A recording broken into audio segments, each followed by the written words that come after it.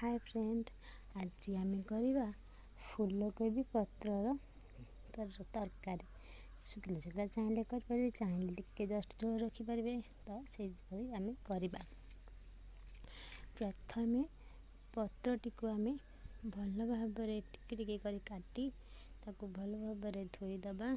से आलू आम तरकारी भाई काटा छोट छोट, बेसी छोट ना कि बेसी बड़ नुहे, से भाया आलू आम काटा। काटिकी से बाटण आम सोरिष, लंका, जीरा, रसुण,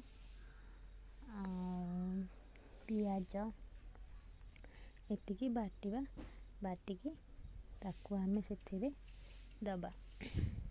देखो आउ से टमाटर भी गोटे पकेवा सिझिला